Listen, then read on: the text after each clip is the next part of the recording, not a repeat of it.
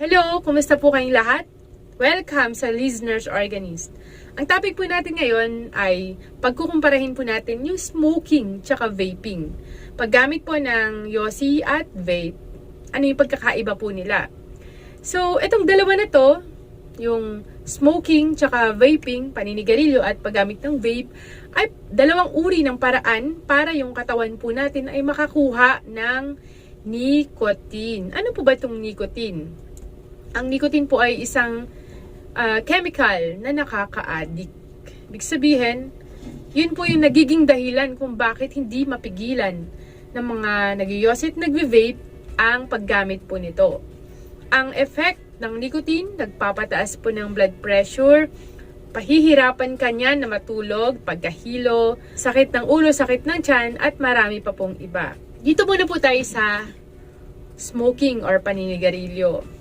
Ang smoking, di ba, kapag naninigarilyo po, sisindihan nyo po yung yosi and then masusunog po yon, hihit-hitin nyo po, unti-unting mauubos po yon yung yosi na yon hanggang sa mapunta na po dun sa pinaka-filter niya.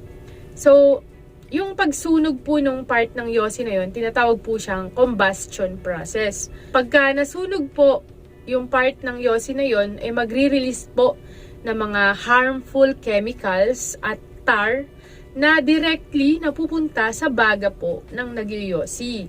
Siyempre, chemicals, tar plus nicotine, direkta po sa baga. At ito po ay nagdudulot ng napakaraming sakit, katulad po ng cancer sa baga, sakit sa puso, at iba't iba pa pong mga sakit sa baga. At ito pa po ang pinakamahirap po dito, yung second hand smoking. Ito po yung paglanghap ng usok na galing po dun sa naninigarilyo. Pagka kunwari may naninigarilyo at nalanghap po ng iba, yung nakalanghap na yon ay makakaranas din po ng masamang epekto ng usok. Mas delikado po yon kasi walang nag-filter direkta sa baga nila yung smoke.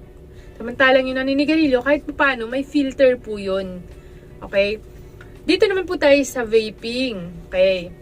Sa mga, shoutout po sa mga mahilig sa vape dyan. So, pakinggan po natin ito. Ang vaping po ay paglanghap ng vapor galing po sa electronic device.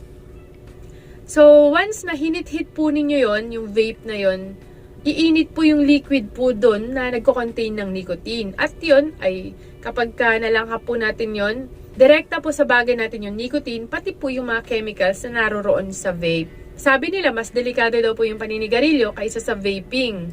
Pero, kapag matagal nyo na pong ginagawa ang pag-vape, yung mga chemical po na naroroon at yung nicotine ay maaari pa rin po magdulot ng masamang epekto sa inyong baga. At ganoon din po, ang vape ay merong paring nicotine na siyang nagli-lead into addiction. Yung paninigarilyo at pag-vape ay parehong nagdudulot po ng maraming sakit or panganib sa kalusugan. Kaya, ang payo ko po bilang nurse at pagmamalasakit na rin po sa lahat ng mga nanonood ngayon, i-share nyo po sana ang video ito. At sana po, kung kayo po ay kasalukuyan na merong paninigarilyo at paggamit ng vape ay tigilan nyo na po. Kasi masama talaga yan sa kalusugan. And ganoon din po, kung talagang hindi nyo kaya kahit anong gawin nyo, bumabalik pa rin po kayo sa paggamit po nito. Kung hindi nyo talaga kayang mag-quit, okay, manood po kayo ng mga quitting of smoking na video na katulad po nito. Marami po akong video, dati pa, last year pa, na tungkol dito sa pagtigil sa paninigarilyo. So, pwede nyo pong panoorin. O kaya naman, pwede po kayong manood din ng iba pang mga videos tungkol sa pagtigil sa sigarilyo at vape. Ganun din po, kung hindi nyo talaga kaya at delikado na po sa kalusugan ninyo, magpa-check up po kayo sa mga doktor para maresetahan po kayo ng mga nicotine replacement o kaya naman mga gamot na pwede ninyong i-take para tuluyan na po ninyong maiwaksi ang paggamit po ng sigarilyo at vape. Ayan, maraming salamat po sa panonood. Please like, share, and subscribe. Mag-comment din po kayo para mabasa ko and pwede po nating maging topic sa susunod. Sa lahat ng mga bago ko pong subscriber, welcome po. Marahal ko po kayong lahat. Ingat po kayo.